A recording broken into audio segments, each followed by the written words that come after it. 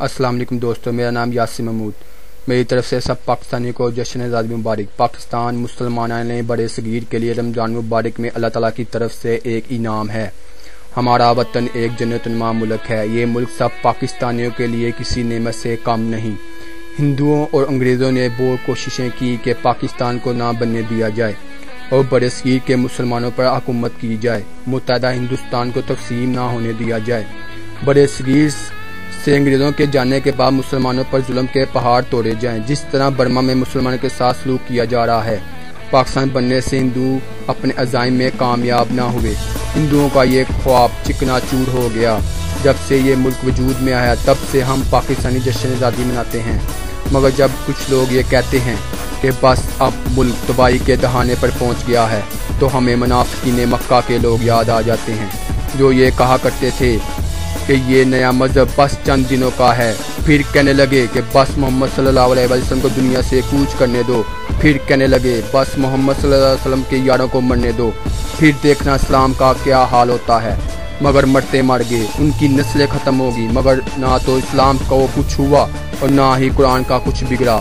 یہی منافقین پاکستان کا ہے۔ شروع دن سے لے کے آج تک اس ملک کی عمر ہی بتاتے رہے، کبھی 6 ماہ، کبھی 8 سال، کبھی 10 سال، کبھی 20 سال، مگر ان کی نسلیں بھی جوان ہو گئی اور مر بھی گئے، مگر پاکستان نہ صرف قائم و دائم ہے بلکہ غربت اور کرپشن کے باوجود ایٹمی طاقت بن چکا ہے۔ میں اپنے پیارے وطن پاکستان کے پیارے لوگوں کو یہ بتانا چاہتا ہوں کہ جب کوئی یہ کہے کہ بس ملک تباہ ہونے والا ہے یا ختم ہو جائے گا تو یہیں سے ہمارے ایمان کی پرکھ شروع ہوتی ہے۔ ہمارا پختہ ایمان ہے، خود رب کائنات لے لے، اس کا کوئی کچھ نہیں بگاڑ سکتا۔ مقام سوچ صرف یہ ہے کہ آخر رب العزت نے پاکستان کے وجود کو قائم کرنے کے لیے رمضان مبارک کو ہی کیوں چنا اور رمضان میں 27ویں رمضان کو ہی کیوں چنا۔ اہل خود، اہل عقل اور دانش اور اہل توصف تو اس نقطے کو شاید جان جائیں، مگر جس کو ہم بتانا چاہ رہے ہیں وہ پھر بھی نہ مانیں گے، مگر ہمیں ان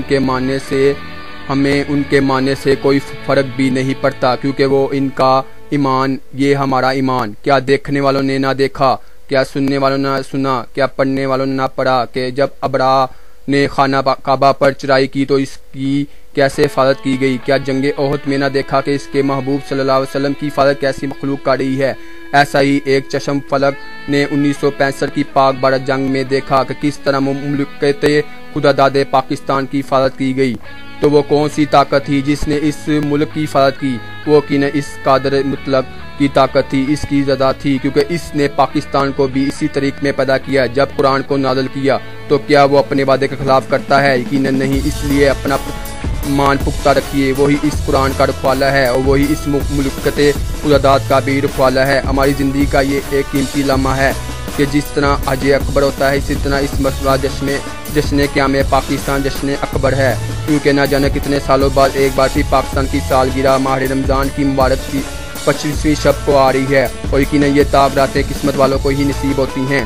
آئیں اس رمضان میں صرف جشن نزول قرآن ہی نہ منائیں بلکہ جشن قیام پاکستان کو بھی اظہار شخص کی طرح منائیں اور ان شہداء کے اثار ثواب کی محفل بھی سجائیں جنہوں نے حالت نماز اور روزہ تکمیل پاکستان کے لیے شہداء کا درجہ حاصل کیا۔ ان ماؤں، بہنوں، بیٹیوں کی روح کے سال ثواب کے لیے بھی جو کبھی گھر سے باہر نہ نکلی تھیں مگر سارے بازار بڑھانا اپنے پیاروں کو ڈھونڈتی پھر رہی تھی، ان معصوم پھولوں کو بھی عطیہ پیش کریں جنہوں نے ابھی گلشن میں آنکھ بھی نہ کھولی کہ مسل دیے گئے، مگر یہ تمام قربانیاں قابل افسوس نہیں بلکہ قابل فخر ہیں، کیونکہ تکمیل قرآن کے لیے بھی خون بہایا گیا، برسائے گئے، تذلیل انسانیت کی گئی، رسیاں باندھ کر انسانوں کو زندہ چیر دیا گیا۔